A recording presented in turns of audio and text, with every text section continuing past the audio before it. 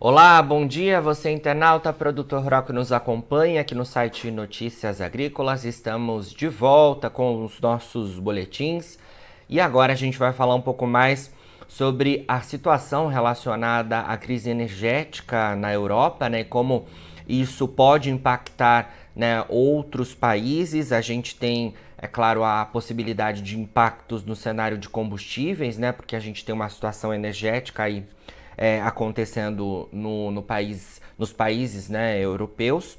E também a gente vai tentar analisar os impactos para as outras commodities, como isso pode de alguma forma também impactar o agronegócio brasileiro. E para isso a gente conversa então agora ao vivo com o Bruno Cordeiro, que é analista de energia da consultoria Stonex.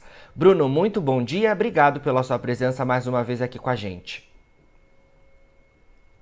Bom dia, Jonas. Eu que agradeço pela oportunidade de falar um pouquinho sobre o mercado energético europeu. Bom, para iniciar, né, trazendo um contexto para o pessoal sobre a crise energética na Europa, é Sim. importante a gente evidenciar que essa crise ela se dá muito mais hoje pelo lado do mercado de gás natural europeu do que pelo mercado de petróleo e derivados. Quando a gente olha para o mercado de gás, né, a gente vê que ele vem passando por transformações expressivas aí desde o final de 2021.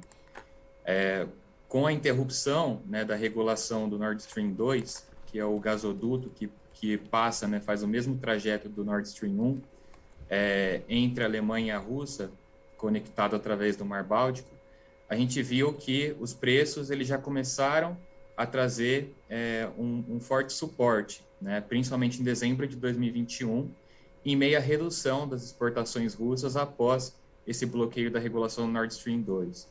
Esse bloqueio das exportações russas, né, ele se deu principalmente através do gasoduto de Yamal, que é um gasoduto que faz ligação entre Rússia e a União Europeia, ligando com outras fronteiras de outros países, né?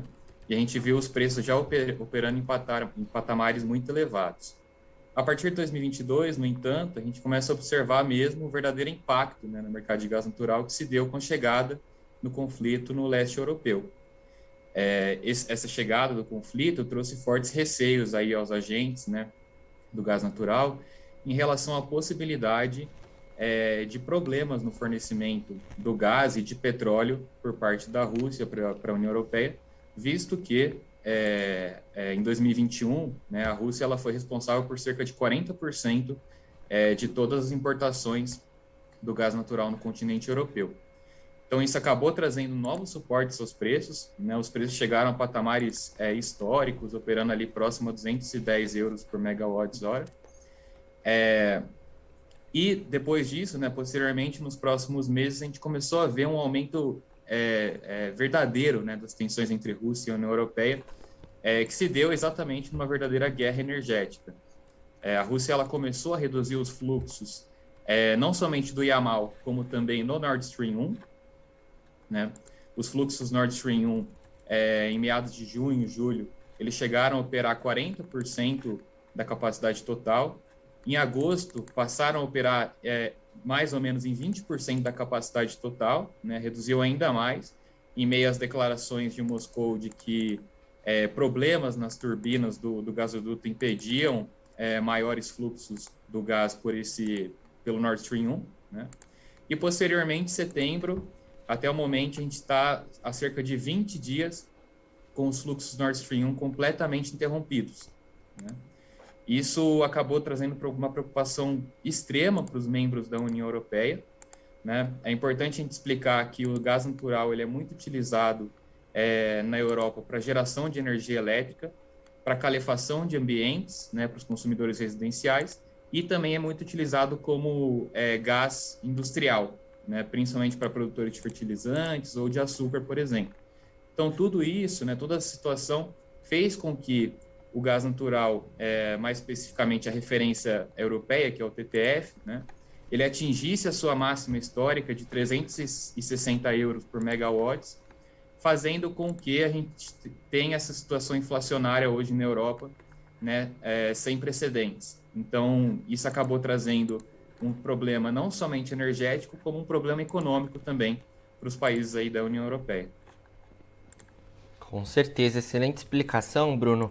Até para contextualizar também em relação a preços aí, né? Hoje a gente tem nos terminais externos o gás natural recuando, né? Cerca de 1%, 1,8% na verdade, mas na variação de um ano, a alta já é de mais de 60%, né? Números impressionantes, isso quando a gente fala em termos das negociações em bolsas. Eu trago essa pergunta para a gente falar também como esse cenário que você explicou em relação ao continente europeu, relacionado ao gás natural principalmente, pode impactar o petróleo primeiro e depois a gente fala um pouco mais dos combustíveis. Por quê? Já fala-se em possibilidade de a Europa utilizar-se mais, né, nos próximos meses, que vai ser, né, o momento que eles têm uma utilização lá em relação ao frio, né, mais forte, utilizar-se do petróleo ao invés do gás natural para algumas atividades. Você tem informações disso, Bruno? Claro, vamos lá. É importante a gente entender, né, que nos próximos meses a gente vai começar a ver um aumento sazonal da demanda por gás natural na Europa. Por quê? Exatamente pelo motivo da chegada do inverno no hemisfério norte global. Como eu falei antes, né, o gás natural ele é muito utilizado para a calefação de ambientes. Então, a gente começa a ver um aumento, principalmente residencial, do uso do gás, exatamente por combate às temperaturas mais frias na Europa. Né? Em meio a essa situação, a gente tem também, como eu falei, essa crise em relação ao abastecimento de gás natural. Né? Apesar dos estoques na União Europeia do gás estarem operando em patamares mais ou menos seguros, a preocupação é que, nesse momento, com o bloqueio das exportações russas, né, principalmente pelo Nord Stream 1, a gente comece a ver problemas de desabastecimento em algumas regiões. Diante disso, né, começa a ser discutido entre os membros da União Europeia a possibilidade de substituir o gás por outros derivados, né, no caso, derivados de petróleo, principalmente o óleo combustível e o diesel, para garantir a geração de energia elétrica pelas termoelétricas, né, como também utilizar esses derivados para outras atividades no setor que consigam substituir o gás natural. Né? Exatamente por isso que a gente viu nos últimos meses uma forte descolagem, né, um descolamento entre o diferencial do diesel com o petróleo e o diferencial da gasolina com o petróleo. Né? Atualmente, o diferencial diesel-petróleo opera mais ou menos ali em $50 por barril, enquanto o diferencial da gasolina com o petróleo opera mais ou menos nos $10 por barril, exatamente por essa preocupação muito maior em relação ao balanço de oferta e demanda do diesel, que acaba impactando também o balanço de oferta e demanda do petróleo, né? Nesse sentido, a gente começa a observar que os impactos eles começam a aparecer também não só para as cotações do diesel, né, como também do óleo bruto. Perfeito. Ou seja, né, Bruno, a gente já não tem aí no mercado do petróleo um cenário tão favorável em relação à oferta, diante desse cenário da União Europeia, com todo, né, todo esse contexto que você nos explicou. Pode ser que a gente tenha uma demanda aí oscilando um pouco mais, né, por parte dos países do bloco, o que pode movimentar os preços do petróleo, como você mencionou. A gente tem o petróleo sendo um balizador muito importante para os preços dos combustíveis de origem fóssil, né? Você mencionou o caso do diesel, mas a gente tem também a gasolina. E quando os fósseis também oscilam, né? A gente tem, é claro, os substitutivos, os biocombustíveis também tendo algum impacto. Como é que a gente pode olhar todo esse cenário em relação ao petróleo, sendo impactado pela crise energética na União Europeia, principalmente no caso do gás natural, mas o impacto do petróleo sobre outros combustíveis e como nós aqui do Brasil podemos de alguma forma estar atentos a mais essas oscilações nos combustíveis, né? Já que a gente vem acompanhando aí nos últimos meses os preços bastante voláteis. Exato.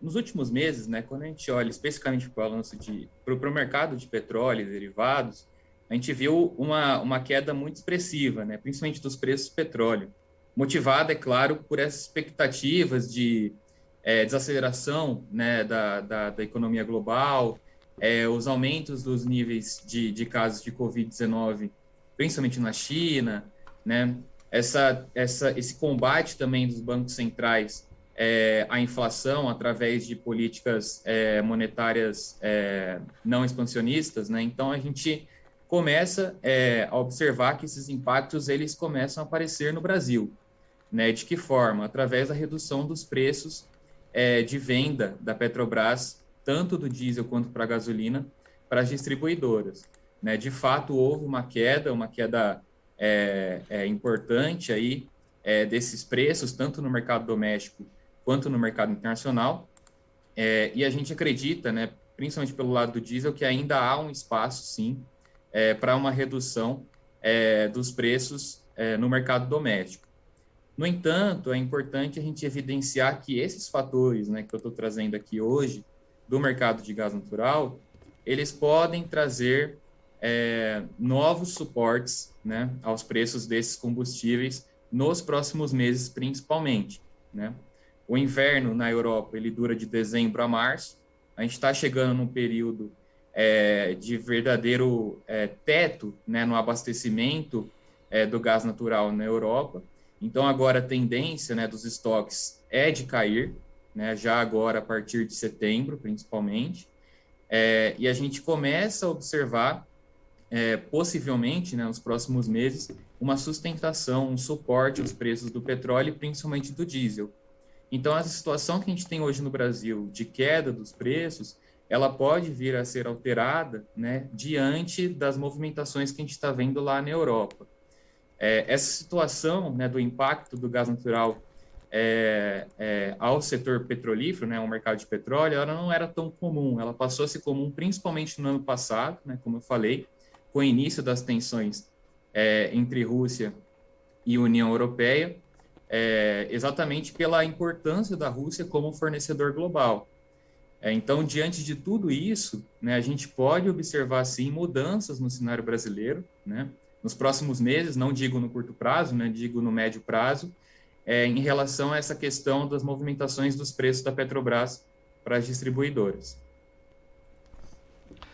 Perfeito. Bruno, impacto então possível nos combustíveis e quando a gente olha em commodities, né? Porque o petróleo é uma matéria-prima importante, muitos falam aí que é considerado o pai das commodities, né? Porque o petróleo impacta na logística, impacta na produção, né, na indústria. Que você consegue trazer para a gente em relação às análises aí da StoneX relativas, então, ao impacto nas outras commodities diante desse cenário?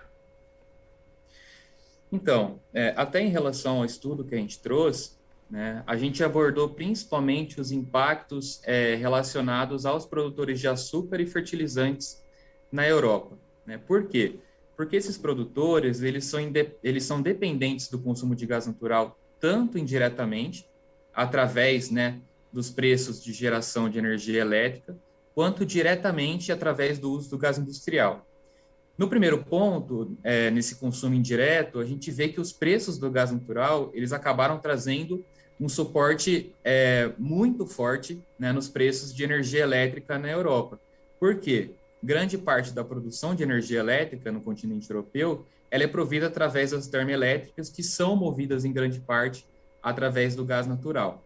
Então, você já começa a ver essas indústrias, né, esses produtores sendo impactados de forma indireta, né, através dos aumentos expressivos dos preços da energia elétrica no continente, como também da forma direta, como eu trouxe, exatamente pelo uso do gás industrial. No caso de fertilizantes, o que a gente pode observar, e a gente já começa a observar de certa forma, é um aumento das importações de fertilizantes, né? Começa a ser mais benéfico para alguns países da União Europeia importar o fertilizante, e a gente passa a ver a possibilidade, né, de um aumento da competitividade pela busca desse fertilizante com o Brasil.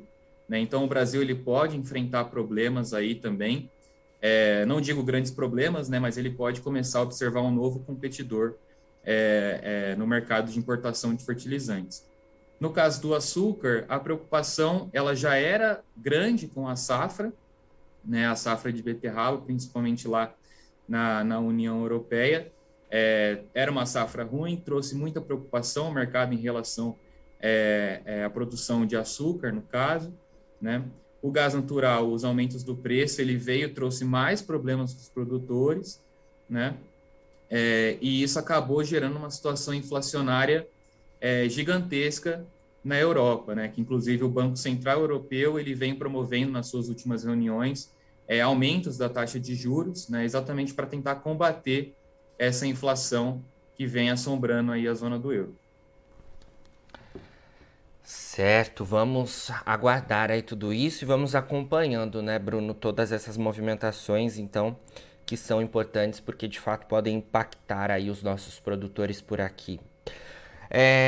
Um outro ponto que eu queria trazer para nossa conversa, Bruno, é que a gente vê, né, ali na União Europeia as sanções relacionadas à Rússia, né, por conta da guerra com a Ucrânia, né, relativas aos produtos de energia. Mas me parece que nem todas as sanções ainda entraram em vigor, né? A gente tem ainda algumas sanções que devem, até dezembro pelo menos, entrarem em vigor da União Europeia contra a Rússia. A União Europeia é muito dependente dos produtos de energia da Rússia, né? E se viu aí numa situação bastante delicada em relação a essa guerra, apesar de ter anunciado as sanções, né? E diante desse cenário de crise que também está muito direcionado aí com essas questões relativas à guerra entre Rússia e Ucrânia, como é que a gente pode ver todo esse cenário com essas novas sanções ainda a entrarem em vigor? Né? O cenário pode ficar ainda mais complicado. Como é que vocês têm visto isso aí na Stonex? Com certeza, pode ficar muito mais complicado. É importante a gente lembrar, né, que grande parte das sanções que foram impostas à Rússia até o momento foram sanções financeiras, né, de um lado, e também sanções relacionadas à parte de entrega de equipamentos, compra de equipamentos, que acabou impactando até o setor de refino russo, né, de certa forma, por eles não conseguirem comprar alguns equipamentos na parte de processamento de petróleo. Mas as grandes sanções, né, como a gente vem falando do mercado petrolífero, se dá exatamente na decisão da Comissão Europeia de bloquear as importações de petróleo e de derivados até dezembro de 2022. Eles realmente, de fato, vêm tentando reduzir essa dependência com o petróleo russo. Eles conseguiram, de certa forma, né, principalmente importando mais petróleo, diesel, gasolina, tanto dos Estados Unidos e como também do Oriente Médio, mas ainda assim a gente vê uma forte dificuldade, uma grande dificuldade dos países da União Europeia de conseguir sair completamente, né, dessa esfera de importação do petróleo e dos produtos petrolíferos provenientes aí da Rússia. A Rússia também já se mobiliza, né? Ela aumentou as exportações, principalmente para a Rússia, principalmente, perdão, para a China e para a Índia, né? Então a gente começa a ver a China e a Índia comprando volumes que nunca foram observados antes por parte da Rússia, né? Inclusive a gente observa também a União Europeia aumentando as compras de diesel da Índia, né? Então de certa forma eles acabam indiretamente consumindo o produto russo, né? Exatamente porque a Índia ela é uma das maiores refinadoras do mundo, né? Então a gente acaba vendo que grande parte desse refino ele é proveniente através do petróleo russo e a União Europeia ela acaba aumentando a sua participação das compras, né, na Ásia. Então, de certa forma, a gente está vendo uma mudança, né, na geopolítica do petróleo, que se dá nessa tendência mesmo. A Rússia acaba se movimentando mais para a Ásia, a União Europeia começa a ficar mais dependente dos produtos americanos, né, e também dos produtos provenientes lá pelo Oriente Médio, principalmente Arábia Saudita e Emirados Árabes Unidos. Tudo isso acaba gerando os problemas logísticos que a gente vê hoje, né? Esses problemas logísticos relacionados ao transporte de petróleo e derivados, tanto para a União Europeia como da Rússia para a Ásia, gera, claro, esse aumento dos custos de transporte que acaba impactando todas as commodities. Perfeito. Bruno, diante de todo esse cenário, as análises de vocês aí da Stonex, acho que são muito difíceis, né? A gente, de alguma forma, tentar traçar um cenário de preço, são muitas variáveis, a gente já vem acompanhando um mercado de energia, podemos dizer assim, abrangendo todos os produtos, né? Bastante volátil, a gente teve muitas mudanças que antes eram inimagináveis, né, em relação aos preços. Primeiro tivemos a situação da pandemia, depois a guerra entre Rússia e Ucrânia, né? Nem os mais assertivos analistas conseguiriam prever que algo desse tipo pudesse acontecer. Mas a gente consegue, de alguma forma, dar perspectivas aí de direcionamento para o mercado do petróleo, né? Você já trouxe ali um ponto que eu consegui captar em relação a direcionamento. Caso essa situação da crise energética lá na Europa se agrave, a gente pode ter de alguma forma, um impacto sobre o petróleo, né? Porque haverá a substituição do gás natural pelo petróleo, mas passo para você aí as possibilidades de direcionamento que vocês da Stonex fizeram. As nossas perspectivas hoje são de que os preços, principalmente do petróleo e do gás natural, eles se mantenham aí em patamares sustentados, né? Exatamente por essa preocupação em relação ao último semestre do ano, tá? O terceiro trimestre, a gente observou um balanço de oferta e demanda menos apertado por parte do petróleo. Então, a gente observou um superávit, está observando aí um superávit no mercado do balanço de oferta e demanda de petróleo. Mas o quarto trimestre, a tendência é que a gente tenha uma redução desse superávit, movida exatamente por essa perspectiva de aumento da demanda pelo diesel, né? Então, a gente já começa a observar os preços reagindo a isso. Nos últimos dias, né, principalmente hoje, os preços eles estão reagindo, os preços do petróleo estão reagindo principalmente à possibilidade da chegada de um furacão no Golfo do México, né, que é algo que não vinha sendo esperado. Então, a possibilidade de chegada de um novo furacão ali no Golfo do México, ele já elevou as cotações de hoje, né? Caso isso aconteça, né, caso de fato esse furacão chegue ao Golfo do México, a gente pode ver de fato um aumento ainda mais exponencial por parte dos preços do petróleo e dos derivados, né? Não movido tanto em relação à situação da Europa, mas sim por parte dos Estados Unidos, né? Mas as perspectivas de médio e longo prazo de fato que os preços eles se mantenham exatamente nesses patamares sustentados, o gás natural ainda mais, né? Pela situação de desabastecimento dessa commodity na Europa. A gente vai ter que entender como vai se dar as relações entre a Rússia e a União Europeia nesse período, né? Se as exportações russas através do Nord Stream 1 do gás natural serão retomadas, né? Que até o momento não foram. E também a gente vai ter que ver a situação do próprio balanço de oferta e demanda de petróleo, mas mais especificamente, como eu venho citando, do diesel. Eu não comentei aqui, só que os estoques de diesel, eles também operam nas mínimas históricas dos últimos 10 anos, tanto nos Estados Unidos quanto na Europa, tá? E essa situação ela se está exatamente por uma dificuldade do setor de refino hoje de acompanhar a demanda por combustíveis ao redor do mundo.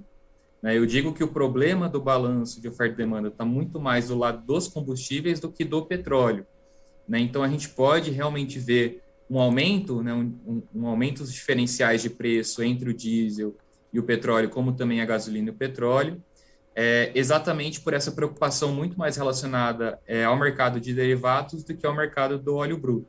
E no caso do gás natural, como eu já vinha falando, né, os preços eles bateram ali um valor muito acima da média, né? Como eu falei, chegaram nos 310 euros por megawatts. Claro, é provável que eles não cheguem, né, num valor muito maior que isso, né, nos próximos meses, mas pode acontecer do gás, e provavelmente vai acontecer, dele continuar se mantendo em um patamar sustentável. Certo, Bruno.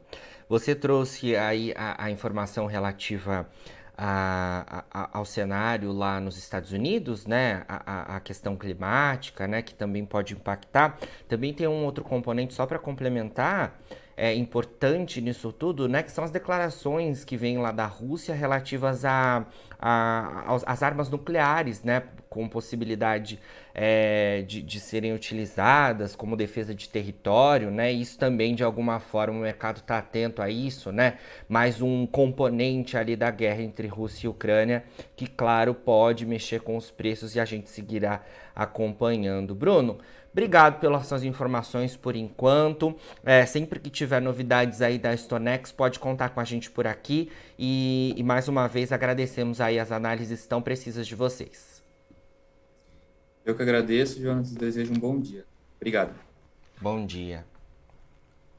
Bom, falamos aí então com o Bruno Cordeiro, que é analista de energia da consultoria StoneX, a gente trazendo então todas as informações relativas à crise energética que afeta a Europa e os desdobramentos, né, desse cenário como um todo, inclusive para o Brasil e para o agronegócio brasileiro. Agora, na finalização dos nossos boletins, você fica com as nossas redes sociais, é só seguir a gente por lá e se manter atualizado sobre todas as informações de destaque do agronegócio brasileiro. E a gente segue com o nosso site no ar, fica por aí. A gente se vê, daqui a pouquinho tem mais boletins ao vivo. E Notícias Agrícolas é o site que está há 25 anos ao lado do produtor rural. Participe das nossas mídias sociais, no Facebook, Notícias Agrícolas, no Instagram, @Notícias Agrícolas e em nosso Twitter, @Noteagri. E para assistir todos os vídeos, se inscreva no YouTube, na Twitch, no Notícias Agrícolas Oficial.